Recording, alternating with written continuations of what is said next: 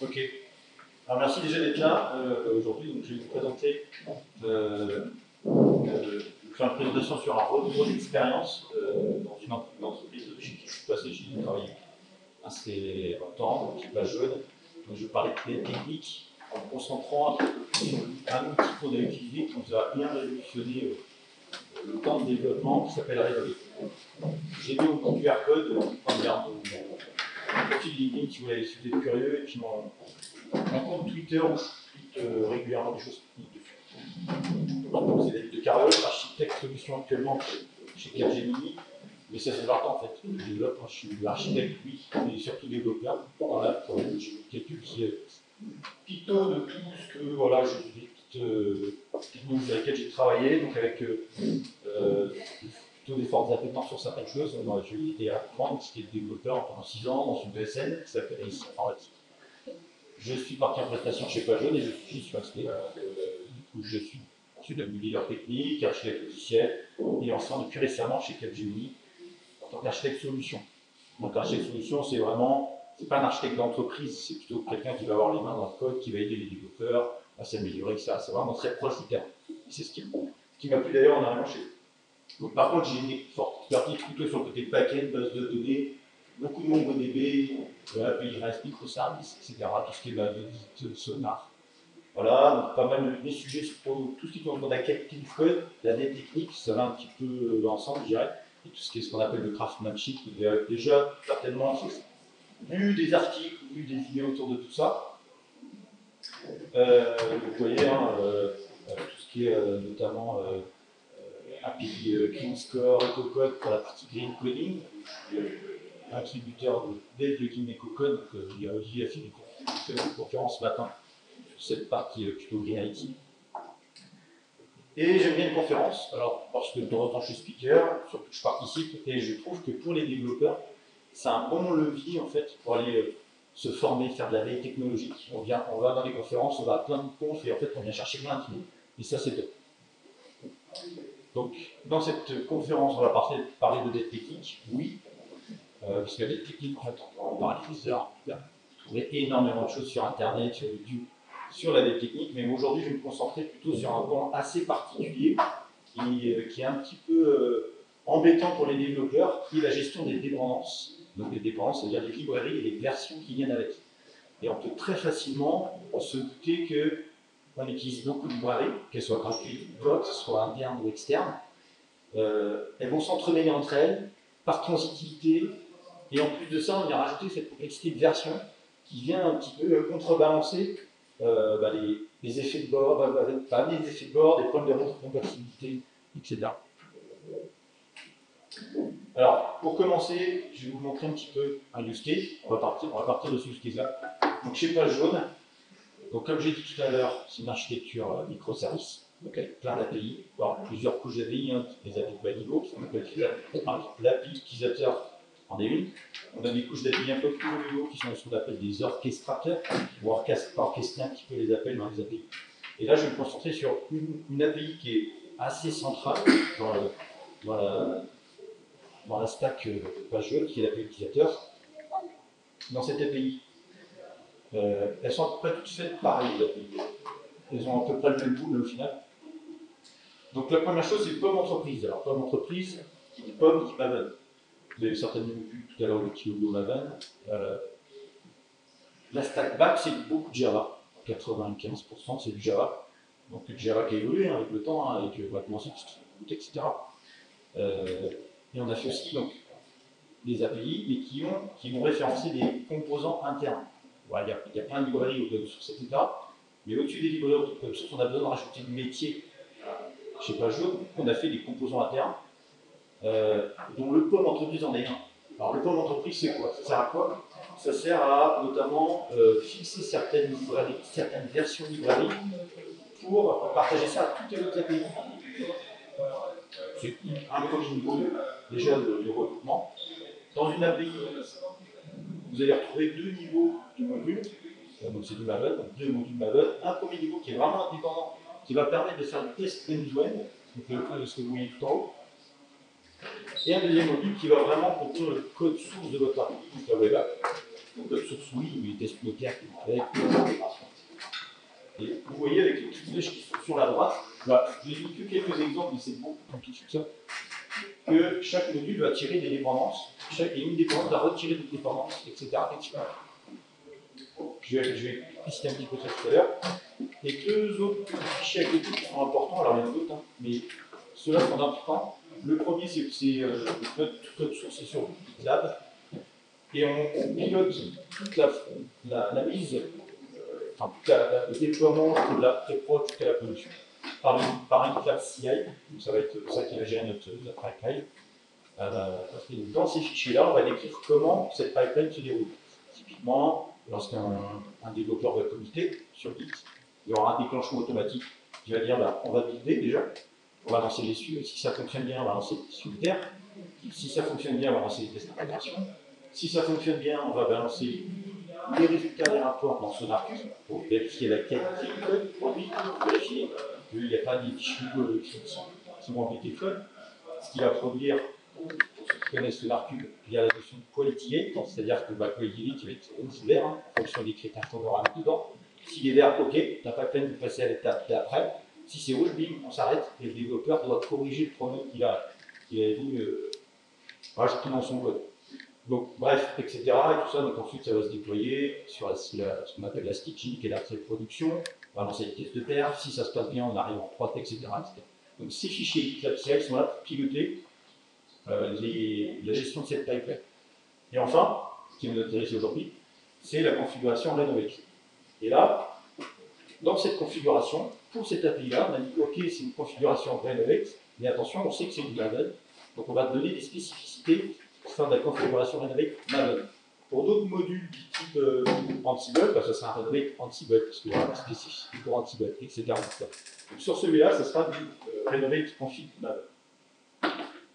Pour revenir un petit peu au petit schéma sur les librairies, on voit donc par transitivité que lorsqu'on est sur un module, on va avoir besoin de librairies qui vont avoir besoin d'autres avec des versions particulières qui vont encore avoir besoin de librairies. Donc, par transitivité, on va tirer toute une grappe, mais on s'aperçoit assez facilement que certaines librairies sont déjà utilisées par d'autres librairies. Donc, comme elles sont tirées par transitivité, au bout d'un moment, on va avoir des problèmes de version. C'est le premier cas de figure. Deuxième cas de figure, ce que vous voyez là-haut, donc les socles-étoiles, ce sont les fameux composants internes propriétaires qu'on a mis en place chez nous, qui vont regrouper soit des parties techniques assez communes qu'on veut partager, soit du métier commun qu'on veut partager. Et ces modules-là, ces composants-là, vont aussi faire référence entre eux. Typiquement, le socle technique, qui est tiré par la Web API, va aussi lui tirer le code entreprise. Le socle utilisateur qui est là-haut va aussi tirer le code entreprise, une certaine version, etc., etc. Et quand on va tirer un petit peu encore plus dans la blotte, on va s'apercevoir que, typiquement, la partie qui est la plus à droite, le socle test auto, qui est un cran un petit peu en profondeur de l'arbre, va avoir besoin d'avoir du socle technique.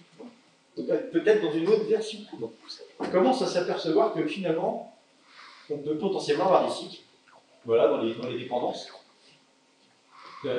Et l'autre deuxième point, c'est comme je disais, que j'arrête pas de dire tout à l'heure, c'est les versions. On va très vite s'apercevoir qu'il y a des versions qui sont non compatibles. Il va falloir faire des choix.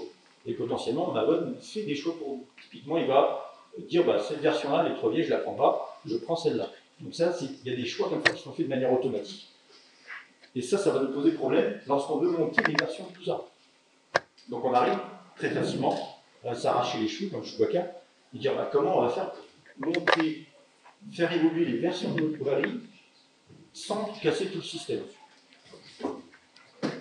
Première méthode, que tout le monde a certainement, enfin tout développeur a certainement déjà clé, c'est la méthode manuelle. Comment on fait ça? Je vous mets avec le petit use case de page jaune à côté. Donc je vous ai remis sur la droite donc le retrait de ce qu'on vient de voir sur l'API utilisateur. Donc vous avez la partie web, la partie web, et les différents petits composants très simplistes, parce que c'est beaucoup plus touffu que ça, pour vous montrer un petit peu, par rapport au schéma de gauche, le cycle qu'on faisait carrément, de d'avoir mis en place celui-ci. Donc on choisissait le composant qu'on voulait mettre à jour. Typiquement, là, le solde technique. OK. On veut le mettre à jour. On va checker toutes les dépendances qu'il a besoin avec les versions. Donc déjà là, attention aux incompatibilités. Et là, on peut commencer à voir des choses où on va se dire, bon, on va passer à la dernière version. OK, top. Comme ça, on sera à jour dans les failles de sécurité, on sera à jour par rapport au marché, etc. Et là, on peut déjà se casser nos premières normes et se dire, bah non, ça ne marche pas. Il va falloir faire des choix. Et y aller un petit peu par tâtonnement pour revenir à la version qui marche au final. Donc peut-être à une version de l'année dernière, etc. Donc là, on commence à s'apercevoir qu'il commence à y avoir des petits problèmes de compatibilité. Pourquoi vous ne modifiez pas le code pour que la dernière version soit utilisable? Est-ce qu'on peut me poser la question à la fin sur le départ? Ok, merci. Deuxième chose, une fois qu'on a réglé nos problèmes, on va communiquer. Comme je l'ai expliqué tout à l'heure avec les systèmes de pipeline, ça va passer la chaîne, ce qu'on appelle la chaîne CSI, la fameuse pipeline. Donc tout ça, c'est qu'il y a des systèmes pour les développeurs, des systèmes de branches, de merge request, une merge request qui va être poussée. Quand il y a un travail qui est fait, il est comité sur une branche. Okay. Sur notre pipeline, à chaque fois qu'il y a une branche qui passe, il y a une pipeline de validation qui vérifie tout ça. Donc on va regarder que le bit passe bien, que les TU passent bien, que les TU passent bien. On s'arrête déjà là. C'est déjà une première étape, on déploie pas. Une fois que ça c'est OK, ça vient passer la chaîne, etc., le composant va être révisé. Okay. Il est révisé, on va ensuite l'intégrer dans les composants du dessus ou les modules du dessus. Donc là, typiquement, le socle technique qui est utilisé par le socle de test, il y en a plusieurs photos, et par le bas. On les intègre. Déjà là, pareil, attention, il faut bien vérifier que ça marche, parce qu'on a vérifié en dessous que ça marchait au niveau local de la librairie qui est en dessous, qui a été réalisée, et ça n'empêchera pas qu'au-dessus, ça ne marchera pas. Là aussi, on peut se casser les dents à ce niveau-là. Si ça arrive, ça veut dire quoi? Ça veut dire qu'au final, on n'a pas fait ces tests en dessous. Potentiellement, c'est des villes qu'il va falloir rajouter. Donc voilà, c'est l'interrogation. Donc on intègre la web app. Une fois qu'on intègre la web app et les socles de test étoiles, on peut faire un composant QoNO. Il faut aussi après l'intégrer dans la partie pour les tests end-to-end. Et pareil, encore une fois, on peut aussi se casser les dents à ce niveau-là. Etc., etc. Je vous ai montré un composant, mais on peut faire le travail pour X composants. Si on prend un petit peu de recul par rapport à ce que je viens de vous expliquer par rapport au use case, le process, on voit bien que c'est quand même très manuel, très chronophage, c'est très fastidieux, ça prend énormément de temps à valider tout ça. Surtout si on veut traiter toutes les librairies qu'on utilise dans une application. Et à plein d'étages de la fusée, comme je l'ai expliqué, on va avoir des problèmes d'incompatibilité de version surtout. Les versions, une fois qu'on a intégré Baligo, ok, ça marche bien, on a trouvé la bonne version, on va arriver au-dessus, ça va casser. Il va falloir revenir en arrière pour reprendre une version qui fonctionne. Donc voilà, on fait plein d'allers-retours comme ça et qui vont nous faire perdre énormément de temps. Donc la solution, on avait trouvé un outil qui s'appelle Rails, il y en a d'autres, je vais vous les citer, pour essayer d'un petit peu de faire gagner du temps aux développeurs, qu'on n'y aille pas reculons, parce qu'à un moment donné, il faut le faire, ce travail-là, on n'a pas le choix. Donc il nous fallait trouver un système quand même qui automatise un maximum de choses avec un maximum de sécurité quand même, parce qu'on ne peut pas donner à faire ce genre de travail de validation qu'on sent que c'est quand même assez compliqué à un robot au final. Donc les objectifs c'était quoi? Donc c'était d'automatiser un maximum de choses, donc les montées de version de travail, donc surtout qui nous posent des problèmes. L'autre chose c'est que les développeurs en fait quand ils voient ce genre de tâches arriver, ils les reculent forcément, parce que disant je vais faire un temps monstre, je vais m'arracher les cheveux, je vais revenir, on va intégrer, on va arriver en prod, ça ne va pas marcher, etc. Donc c'est vraiment une grosse responsabilité de faire ce genre de travail et vérifier que ça marche bien. Surtout que quand on fait ça, on ne donne pas ce travail-là à 3 développeurs en même temps. On en a un pour qu'il ait quand même la maîtrise de tout ça. Alors je dis ça en connaissance de cause parce que j'ai passé quelques mois à faire ce genre de travail et plus jamais, je dirais. Donc, gagner un maximum de temps pour les développeurs, et surtout la charge mentale qui va avec, parce que c'est vraiment du stress et faire attention, surtout. Alors, si on a une bonne batterie de tests, le test unitaire, le test d'intégration, le test end-to-end, déjà on est déjà quand même beaucoup plus sécurisé. Mais ça n'empêche qu'il y a forcément des trous dans la raquette. Du coup, c'est quand même une grosse responsabilité de faire ce genre de travail. Surtout, il faut aller après, quand ça ne marche pas, quand on a des problèmes de rétrocompatibilité, c'est là où on perd beaucoup de temps, parce qu'il va falloir chercher pourquoi ça ne marche pas, analyser ce qui est pareil. quand on a un bug, ça ne marche pas, le temps de correction, c'est pas ça qui nous prend le plus de temps. C'est l'analyse qui va nous prendre énormément de temps pour bien analyser, pour bien trouver l'endroit où il faut corriger ce qu'il faut faire. Ça, généralement, ça prend, c'est super vite pour un développeur. En même temps, c'est l'analyse. Et donc, quand on a des problèmes de rétrocompatibilité à cause des versions, c'est là où il faut chercher la bonne version, s'assurer que ça marche, et comprendre pourquoi d'autres versions ne fonctionnaient pas. Parce qu'on n'est pas à l'abri de retomber dans le cadre d'une version qu'on prendra ici. Voilà. Et enfin, la validation finale, oui, c'est bien, comme je disais, d'automatiser. Il faut surtout quand même garder une main sur cette validation, parce que tout automatiser, pourquoi pas. Mais au bout d'un moment, on aime bien quand même jeter un petit coup d'œil, qui est un petit peu comme tout, hein, les chatbots, etc. Les chats GPT, tout ça, les IA, c'est très bien, c'est un bon assistant, mais il faut quand même avoir un petit œil externe et être un peu critique sur ce que ce genre d'outil automatique fait. Donc là, c'en est un.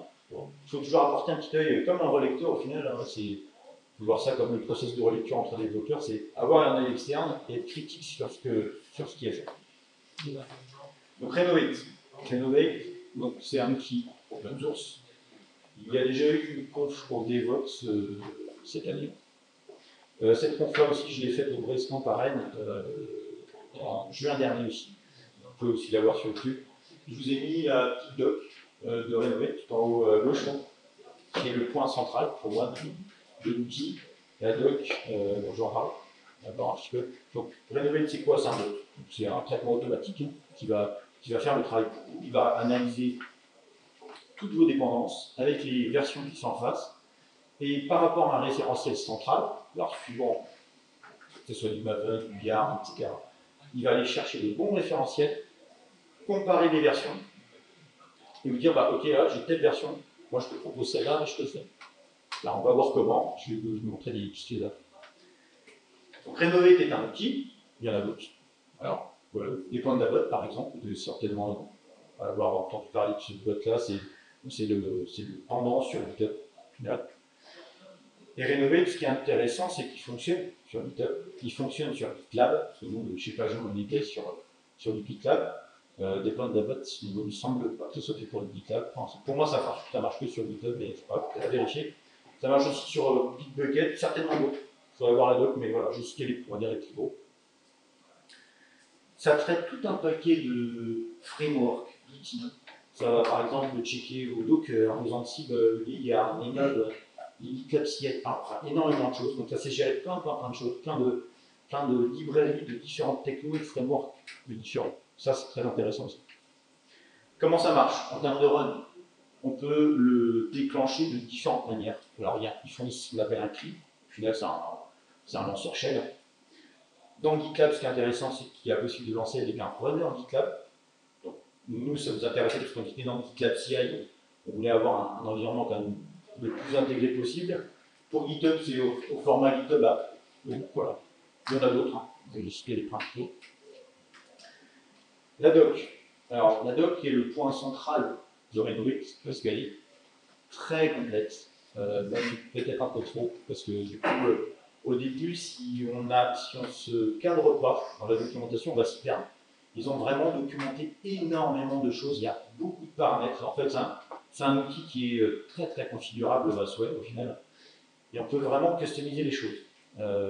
Du coup, ce qui fait que la doc est très complète, même parfois trop à la PUBG, mais du coup, ça a l'avantage d'être une vraie référence. À chaque fois que vous cherchez une manière de faire ou un mot-clé sur Renovate, sur Google par exemple, vous allez assez rapidement tomber sur les liens qui vous renverront sur la doc. Ce qui est intéressant aussi, c'est qu'ils fournissent des tips d'optimisation, ce qu'ils appellent les deep dive, c'est le mot magique qu'ils ont dans leur doc. C'est quoi ces trucs-là? C'est une fois que vous avez mis, on va dire, les basiques en place de Renovate, parce qu'en Renovate, ce qui est intéressant, c'est qu'on peut y aller, on n'y connaît rien, on lit le Getting Started et on met quelque chose assez rapidement en place et qui va fonctionner. Une fois que vous avez commencé à prendre des choses en main, il y en a un peu la doc, comment customiser les choses, etc. Vous allez voir qu'il y a des choses qui vont vous embêter. Peut-être qu'il va vous faire trop de merge requests, il va y en avoir partout dans tous les sens, ça va faire un peu ce qu'on appelle du bruit. Et au final, vous allez vouloir optimiser des choses, peut-être regrouper des choses, etc. Aller un petit peu plus loin. Et là, dans ces deep dives-là, il vous explique ces choses-là. comment optimiser votre configuration pour que ça soit moins bruyant dans votre GitLab, etc. Ça, c'est vraiment intéressant, ce genre de petites choses. Je ne vous conseille pas d'aller tout de suite dedans. Prenez déjà la main sur le Renovate, et ensuite, vous verrez, dans ces parties-là, il n'y a pas 50 thématiques. Hein. Il va y avoir 5 ou 6 grosses thématiques, notamment sur les performances, des choses comme ça, qui sont intéressantes, mais à creuser tout de suite. En tout cas, je vous le conseille pas. Et donc, comme je disais, c'est un outil qui est énormément basé sur de la configuration, comme je disais, il y en a partout. Mais ce qui est bien, ce qu'ils ont fait, c'est qu'ils fournissent, on va dire, des packages de base, basiques, qu'ils appellent les recommended. Au final, avec les recommended, vous n'avez pas besoin de creuser trop les configurations. Ça suffit pour avoir quelque chose qui fonctionne. Après, quand vous allez vouloir customiser, vous voulez un déclenchement à telle heure, le week-end, etc., pour creuser un peu plus les clés. Mais de base, ça fonctionne quand même pas mal. Donc, du coup, comme je disais, c'est pas configurable, un peu trop pour quelqu'un qui met les mains dedans, en tout cas dans un premier temps. Mais avec les recommandés, on s'en sort. Alors, première vague de tips, d'astuces suite à un petit peu au regex, et les tips s'orientent plutôt démarrage, donc prise en main d'outils. Donc, la doc, comme je viens de dire, ne pas lire toute la doc, alors, en tant que développeur, on lit jamais toutes les docs. Bon. Et en tout cas, je ne vous conseille vraiment pas, vous verrez, quand vous allez mettre les mains dedans, vous avez peut-être d'avoir peur. Moi, j'ai eu un peu peur les premières fois. Je me suis dit, non, mais il y en a partout. Puis au final, il fallait avoir les bons pointeurs. Les bons pointeurs, c'est ça. C'est Getting Started. Je vous explique déjà comment bien démarrer. Les key concepts et les rénovés modules, qui vous expliquent un peu le moteur, comment il fonctionne. Donc ça va permettre de savoir un petit peu où vous allez un petit peu mettre des clés de tournevis plus tard. Mais en tout cas, ça vous permet de comprendre comment l'outil fonctionne. Avec ces notions de preset, il y a vraiment des notions un peu particulières qu'on ne voit pas partout. Et c'est assez compréhensible. Donc, vraiment, je vous conseille de voir ces trois concepts-là qui sont importants quand vous démarrez dans l'outil. Pratiquer, bah, forcément, à un moment donné, lire la doc, c'est bien, mais il faut y aller. Hein, donc, vous partez du Getting Started, vous mettez en place 2-3 petites choses. Je vais vous montrer un petit peu, il y a d'autres astuces, hein, comment faire les choses au démarrage. Mais surtout, il faut aussi lire et voir. Au final, fait, et c'est assez plaisant en fait, en tant que développeur, de voir des choses comme ça qui fonctionnent bien et qui nous proposent des choses qui ne sont pas trop déconnantes. Bah, c'est quand même un poids en moins sur, comme je disais tout à l'heure, hein, le temps que ça prend aux développeurs de faire ça manuellement, la charge mentale, etc. Et enfin, je le recommanderais fortement, si en plus vous avez une chaîne de livraison continue, une chaîne CSI, ou la CI, dans lesquelles c'est facilement intégrable. Ça, c'est en 2-3 cuillères à peau, ça s'intègre très facilement, c'est fait pour. Hein. C'est genre d'outil, donc la documentation est bien faite aussi sur cette partie. Alors, comment ça marche? Principe de fonctionnement. Donc, Renovate, comme je disais, c'est un outil qui est fortement configurable, donc du coup, le moteur, il va s'appuyer sur beaucoup de fichiers de configuration. Je fais derrière, voilà. Et qui dit fichier de configuration, dit aussi une bonne granularité dans le fichier de configuration. Il va y avoir de la hiérarchie dans les fichiers de config. Je vais vous montrer tout à l'heure, j'ai mis un petit schéma. Et donc, qui dit hiérarchisation, dit aussi d'héritage. C'est-à-dire que vous allez définir un premier niveau macroscopique de ce que vous voulez, pour toutes les technos, et plus vous allez descendre un petit peu dans l'arbre, plus vous allez spécifier par technologie ce que vous voulez faire en plus. Donc, cette notion-là est importante. Donc, comment on sait qu'un module est piloté ou pilotable par Renovate? C'est très simple. Il suffit qu'à la racine de son projet, il y a un fichier qui s'appelle Renovate. Avec ça, ça suffira à dire au bot, ce module-là, cette API-là, est pilotable par Renovate. Ok, je vais pouvoir m'en occuper. Ça, c'est très important. Et chez Pajot, ce qu'on a fait pour piloter tout ça, on a créé un autre projet à côté, un projet transverse, qui permet justement de centraliser un petit peu tout ce qui est configuration générique, de très haut niveau, que toutes les API, par exemple, vont partager, que tous les orchestrateurs vont partager, que tous les fronts vont partager. Donc, différents niveaux, il y aura un niveau default, il y aura un niveau front, il y aura un niveau API, etc., etc. Et ça va permettre également de piloter le process. Alors, comment ça se pilote? c'est qu'il y a une 4 CI, vous verrez, on a, je vais vous montrer les captures d'écran après, et la possibilité de mettre un scheduler. Le scheduler, c'est lui qui va déclencher, il va dire à Henrik, bah, réveille-toi, et va faire ton boulot de mise à jour. On verra, si je vais vous montrer ça d'ailleurs. Donc une première capture d'écran, donc c'est dans GitHub, vous voyez donc, en haut à gauche le nom, donc on est dans le projet Henrik config, et sur un des modules dans les parties build, vous voyez pipeline scheduler.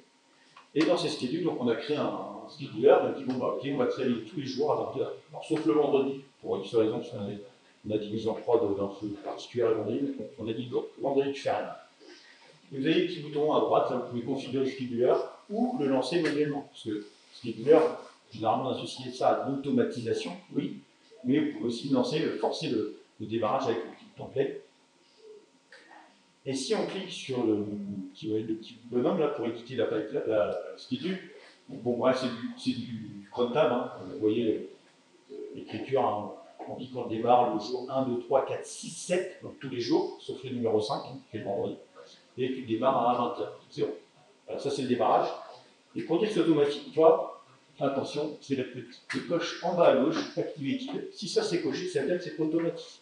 Donc il va se déclencher par rapport au cron tab qu'on aura dit là. On a la possibilité de mettre des variables, typiquement on a mis un niveau de log, etc. Bref, si ça s'est décoché ou activé, ça veut dire que ce n'est qu'un lancement manuel. Donc si vous appuyez sur le bouton play qu'on a vu tout à l'heure.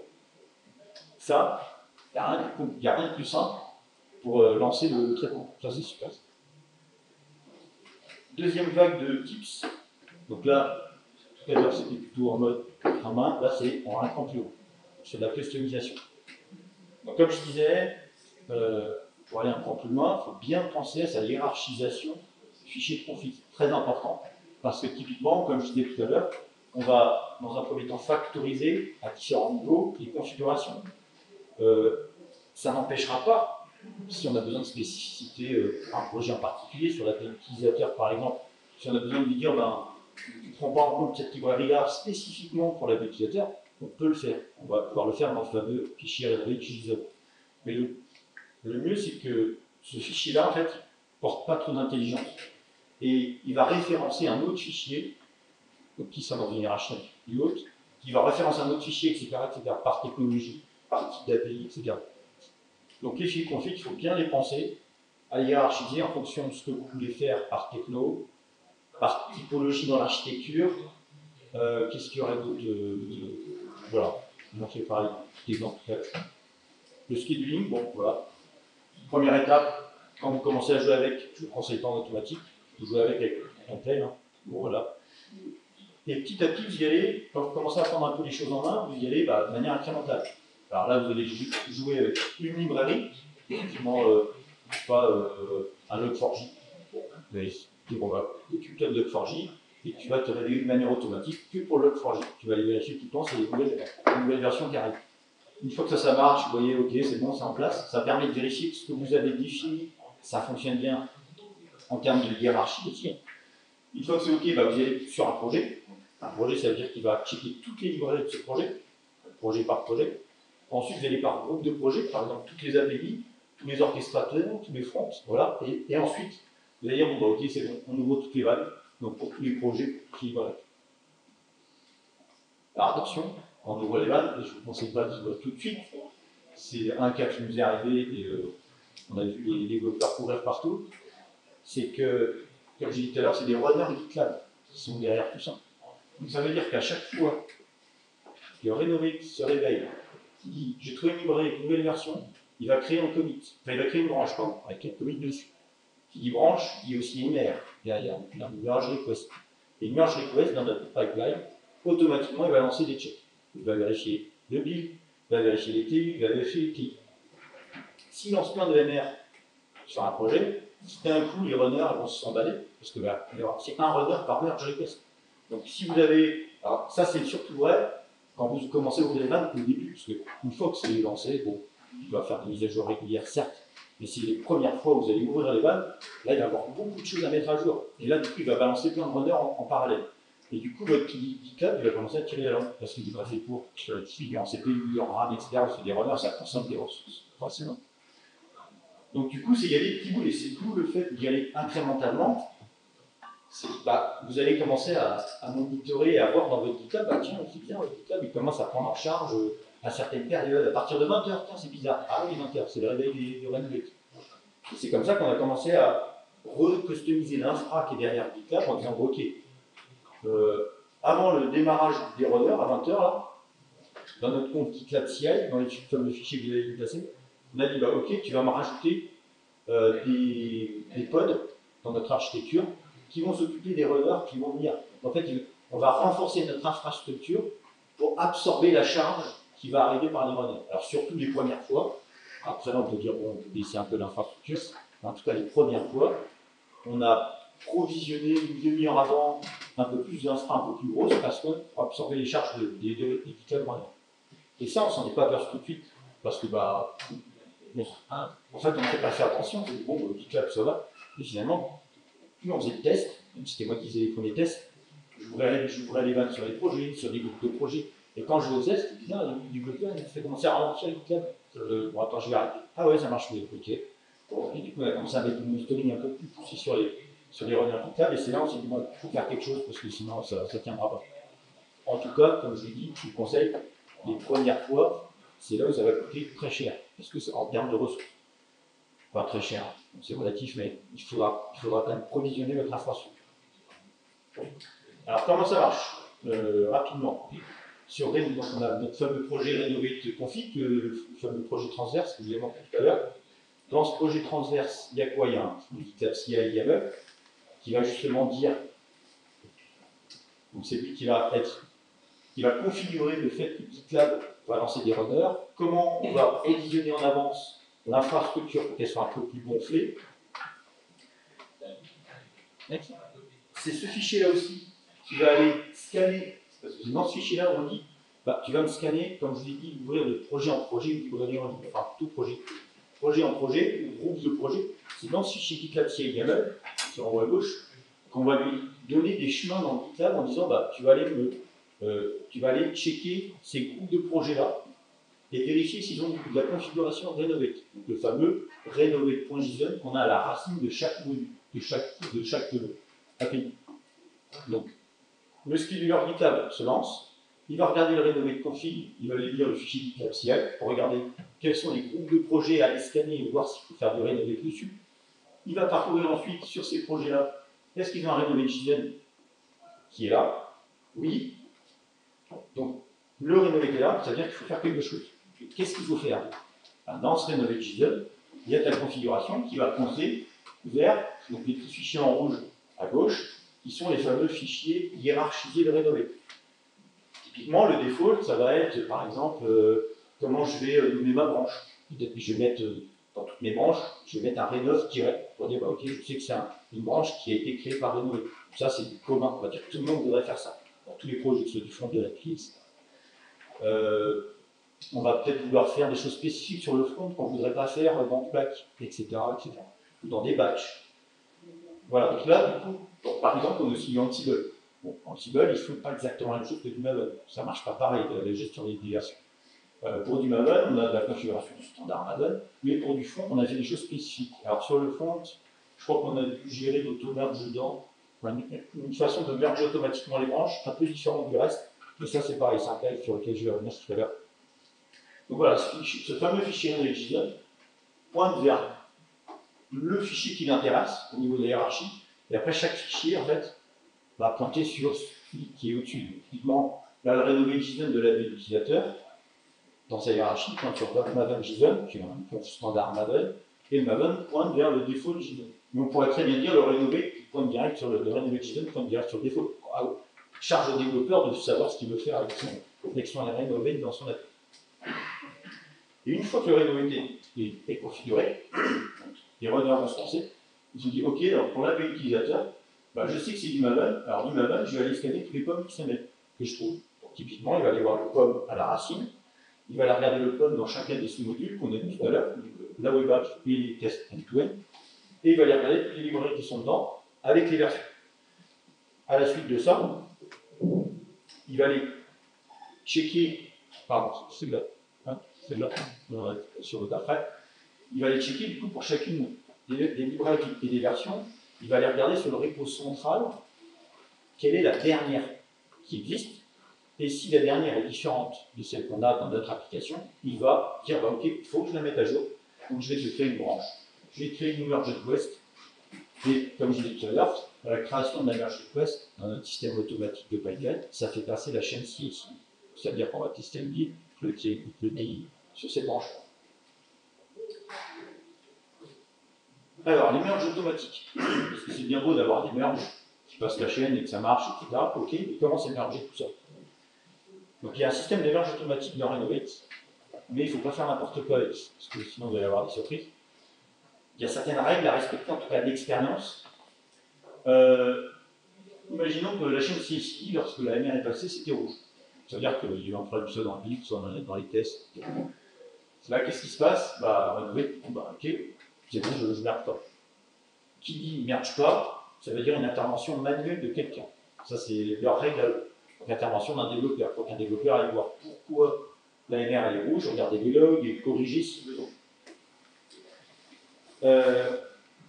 Sur les versions, alors, il faut faire attention quand même au merge automatique. Il y a différentes politiques dans Renovate sur la sémantique, ce qu'on appelle la sémantique version. Quand on fait un x.y.z, sur la gestion des versions des librairies, le x c'est la version majeure, le y c'est la version mineure, le z c'est une version patch. Alors, après, on pourra en parler d'autres, bref, donc x, y, z c'est déjà pas mal. Et pour chacun de ces typologies-là, on peut dire à Renovate, est-ce que tu merges automatiquement ou pas? Donc, si c'est une version majeure, par défaut, il me semble, je ne suis pas sûr à 100%, mais par défaut, si c'est une version majeure, il ne mergera pas. Mineur et patch, il me semble qu'il merge. Alors, patch, c'est sûr, mineur, il me semble qu'il merge. Du coup, il faut quand même faire très attention. En fonction de la merge request qu'il va faire, il va vous dire dans la merge request, j'ai trouvé telle version, je veux la passer à telle version. Donc, si c'est une majeure, même s'il n'a pas fait une alerte, on pourrait merger, finalement, non, il ne la fera pas parce qu'il veut une intervention manuelle, une version majeure. On rappelle dans la sémantique version. Version majeure, normalement, ça veut dire potentiellement on casse la compatibilité de version. C'est-à-dire qu'on peut casser des choses et qui doivent faire que ça ne marche pas. Mineur et patch. Mineur, on ne casse pas la compatibilité. On apporte des nouvelles fonctionnalités potentielles. Et patch, c'est des correctifs qui ne cassent pas non plus la rétrocompatibilité. Donc, patch, de base, on ne merge pas automatiquement. Mineur et patch, oui. Attention, il y a des URL qui respectent pas ce truc-là, notamment Spring par exemple. Il faut faire attention à ce genre de cas. Et donc pour le merge auto, si la MR est OK et que c'est une majeure, donc on ne merge pas. Il faudra qu'un développeur vienne et dise OK, j'appuie sur le bouton, c'est OK, moi je merge. Par contre, si c'est une mineur ou une patch, là il va le faire tout seul. Et ça, c'est le comportement par défaut. Vous avez largement possibilité de surcharger ça en disant moi sur la mineure, pour le back, par exemple, pour du Maven, je ne veux pas que tu me le merges, je veux que le patch. Pour le front, je m'en fiche, tu peux merger les majeurs. Tout ça, c'est très configurable. On peut y aller vraiment très, très finement dans la configuration. Petite capture d'écran de ce que ça donne. Lorsque ça crée des merge requests, etc. Alors, je ne vous l'ai pas dit, aussi, Renovate de base, dans GitLab, alors dans les autres, je ne sais pas, mais en tout cas dans GitLab, il apporte une fonctionnalité qui s'appelle la dependency dashboard, qui est en haut là, le titre. Et pour ça, il crée une issue. C'est un peu bizarre. C'est une issue pour faire un dashboard, bref, c'est leur manière de faire. Donc, pour avoir ce dashboard-là, quand vous allez créer Renovate, vous allez dans votre module, parce que là je suis sur l'orchestrateur utilisateur, et je clique sur issue. Et là, vous allez tomber sur le dependency dashboard.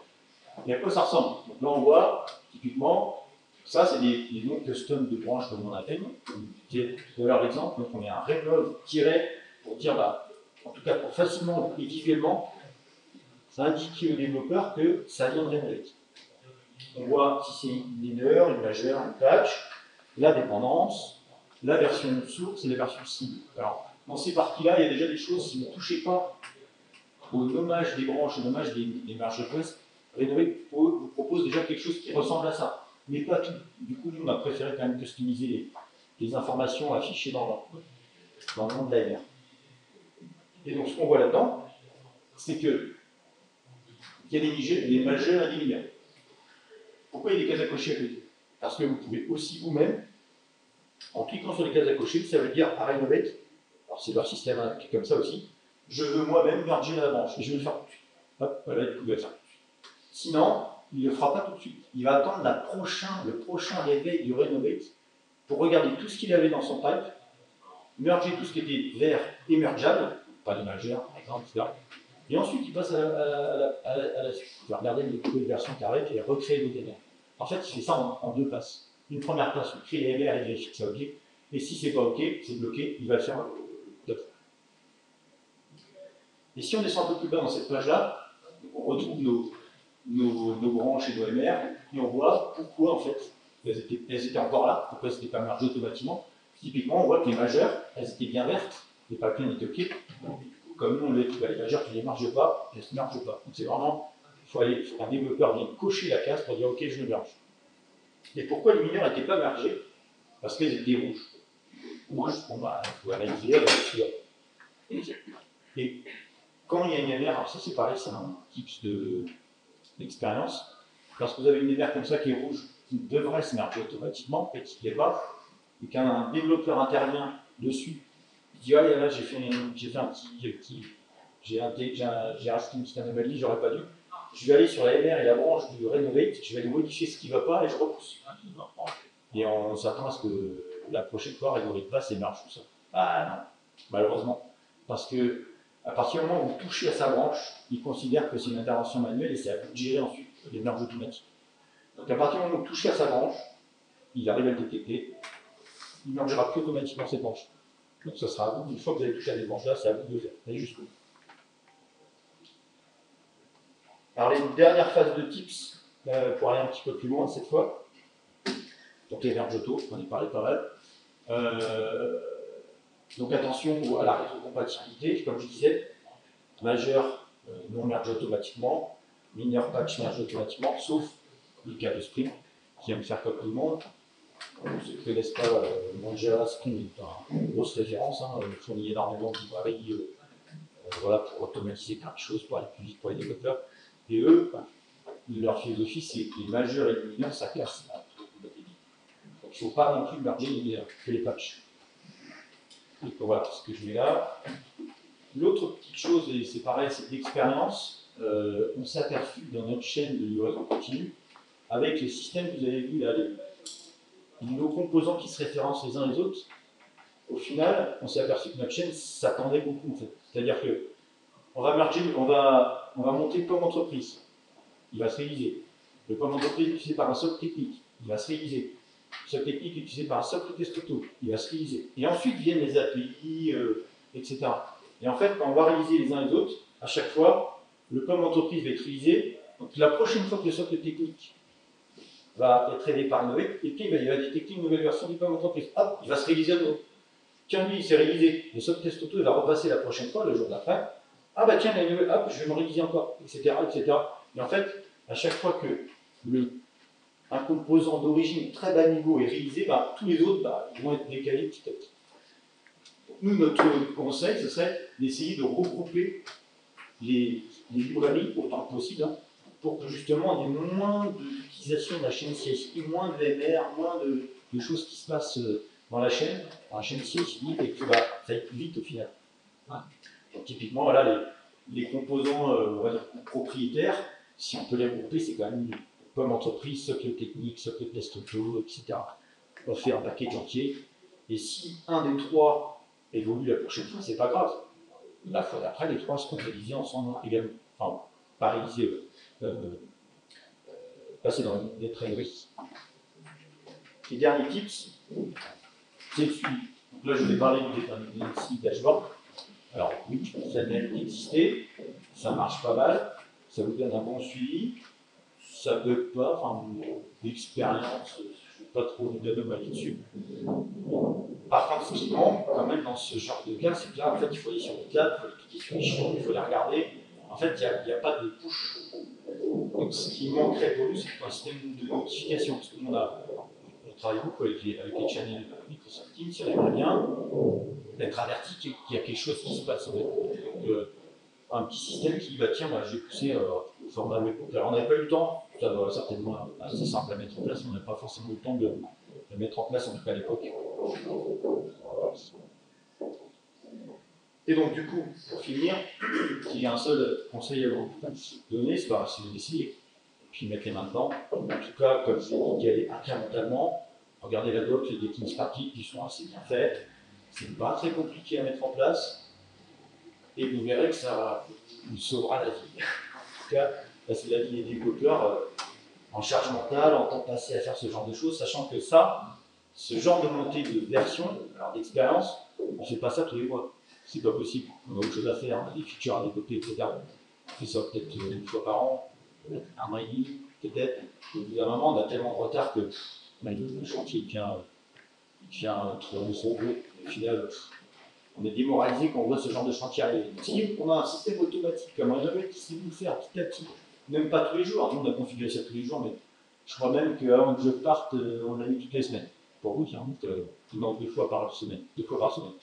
Parce qu'en fait, tous les jours, c'était un peu trop riche. Il n'y a pas de librairies qui sortent tous les jours, enfin les versions. Ça dépend lesquelles, je dirais. Mais les grosses versions, elles ne passent pas tous les jours. Et donc, testez, ne restez pas comme c'est-à-dire se morfondre aussi dans ce genre de chantier qui peut être un peu chronophage, fastidieux, voilà, et embêtant pour les développeurs. Et je vous remercie.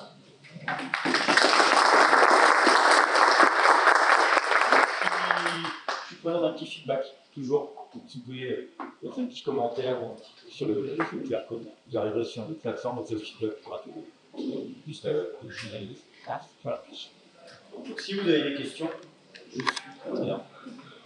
On a des questions de 10 minutes, non, 5 minutes. 5 minutes.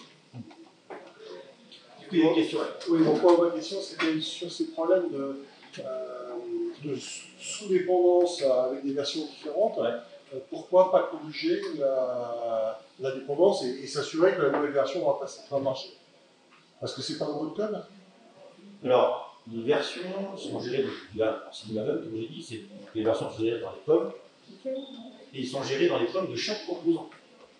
C'est-à-dire qu'on a l'API, elle a son pomme, sa web app, elle a son pomme, qui va dire j'ai besoin de mon POC, j'ai besoin de forger, j'ai besoin de socle technique, j'ai besoin de socle caisse auto, et socle technique, il a aussi son pomme. Il y a ces versions, j'ai besoin de mon POC, j'ai besoin de socle caisse auto, et lui il a aussi son pomme. Donc en fait, quand Renovate Pass qui se réveille, il va regarder l'API sur lequel, ou le composant sur lequel il lui a demandé de travailler. Et pas comme ça en cascade. Donc les versions sont gérées localement par API, par composant, etc. Et donc, nous on ne le faisait pas, pour répondre à ta question, on ne le faisait pas tous les jours, c'était pas une bonne pratique, mais je ne vois pas des entreprises qui font ça tous les jours, qui checkent bien toutes les versions, peut-être que ça existe, j'en ai pas trop vu, en tout cas, mais de faire ça tous les jours, je ne sais pas si ça aurait plus valu pour un développeur de le faire manuellement. Surtout quand on a des outils comme des Code ou Renovate qui savent le faire tout seul. Bon, après, il faut bien customiser. Moi, je suis plutôt partisan de dire, si on peut déléguer un maximum de choses pour que le développeur se concentre sur, je dirais, son cœur de métier, c'est-à-dire développer les choses, plutôt que de faire des petits réglages comme ça techniques, finalement, n'apportent pas trop de valeur.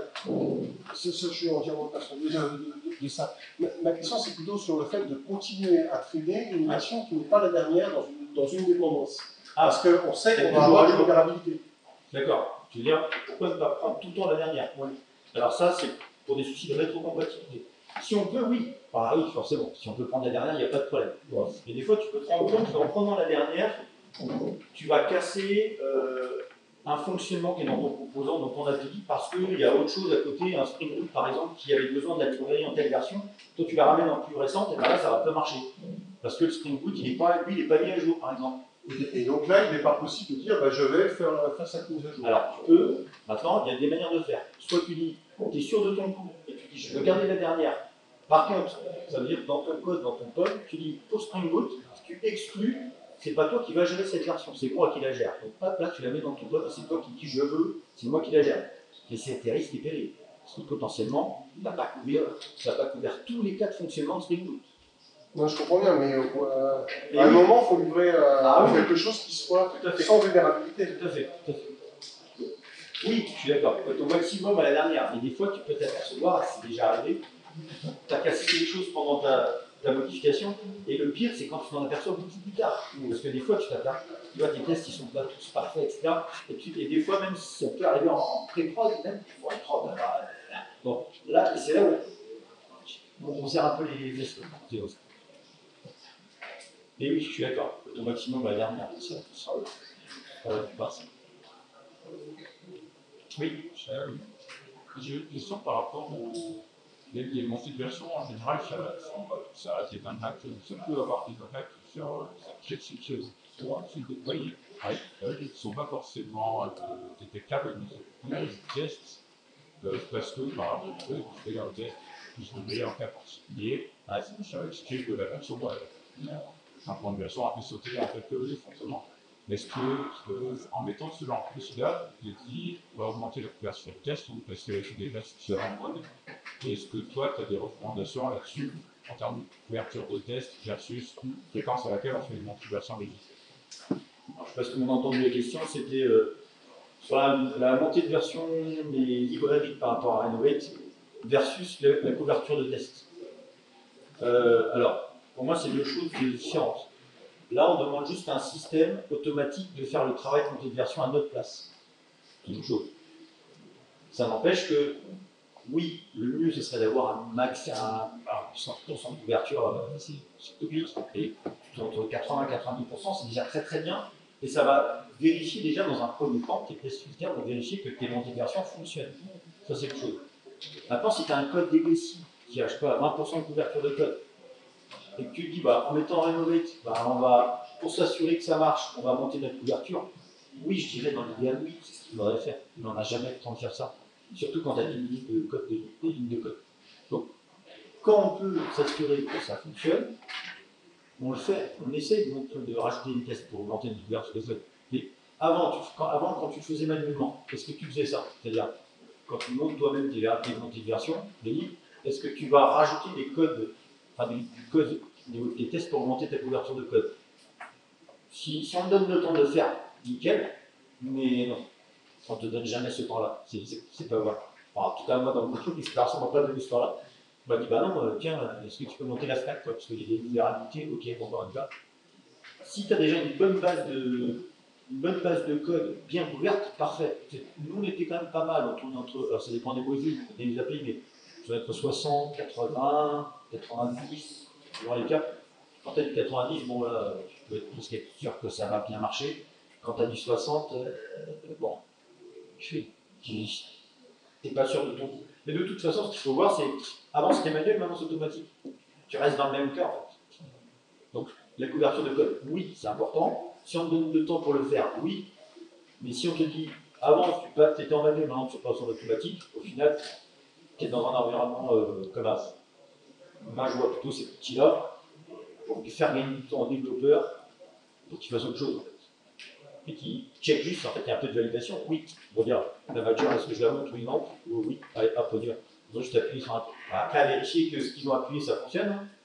Mais moi, je vois plutôt ce qui comme ça. Bien de temps pour les développeurs, pas forcément du temps pour faire de la couverture de code. Ça, je dirais, c'est de la technique un peu différente. Mais si tu peux faire les deux, tant mieux. Ouais. Dernière question. Ce que je trouve intéressant dans le la montée de version manuellement, c'est que lorsqu'on fait une montée de version, on s'intéresse aussi à la résine. Oui. Donc, du coup, pour moi, c'est un aspect formateur aussi.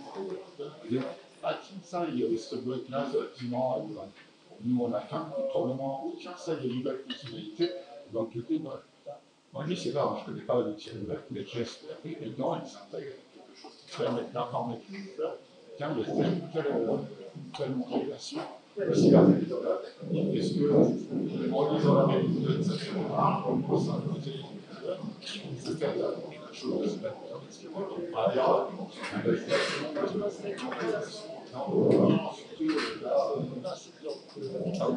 alors ça, c'est pas forcément un aspect qu'on a creusé. Alors la question c'est sur les release notes. Si on fait de la montée automatique de Renovate, il faut aussi s'intéresser aux release notes. Parce qu'on fait des merges automatiques, etc. Oui. Mais ce qui était intéressant dans la méthode manuelle, c'était aussi de checker les release notes. Alors pour Renovate, il y a deux choses. L'expérience, oui, c'est toujours bon d'aller voir ce qu'il y a dans la montée de version. C'est ce qu'on fait, on le fait manuellement. Parce que généralement, les montées de version, on ne donne pas affaire à un développeur junior qui arrive dans la boîte. Généralement, on donne à un développeur senior, ou un lead tech, ou un archi. Voilà. Et eux, oui, ils ont cette appétence d'aller voir ce qu'il y a dedans. Le problème, alors dans Renovate, enfin, nous, en fait, un des objectifs, comme j'ai montré dans la présentation, c'était de libérer un maximum de temps. Oui, les révisions, c'est important. Mais nous, on s'est plutôt focusé sur cette, on va dire, ce rattrapage de retard qu'on avait sur notre stack technique. Et on ne s'est pas forcément appuyé sur cette partie, puis on va aller voir ce qu'il y a dans les révisions. Pour moi, les révisions sont importantes sur les versions majeures, c'est-à-dire voir qu'est-ce qu'on casse réellement. Les mineurs et les patchs ne cassent pas la rétrocompatibilité, donc c'est un peu moins important. Oui, il y aura des corrections de bugs, oui, il y aura des exemples. Et c'est pour ça que la majeure, on ne veut pas que ça marche automatiquement, parce qu'il faut quand même un contrôle de quelque chose, de quelqu'un pour aller voir ce qu'il y a. Mais Renovate, je ne sais pas si ça fait quelque chose, mais je ne veux pas dire de bêtises. Je ne sais pas comment il fait la LR, est-ce qu'il met dans la description la release note de la version peut-être. Je ne sais pas. Ouais, alors pas de dans la LR. Il fait un codex, dans la LR, il y a un descriptif. Il me semble qu'il y a la release note, mais je ne suis pas sûr. À checker. Et donc, je suis d'accord. En tout cas, vous avez son majeur. Il y a un patch. Je suis un peu fou. Merci.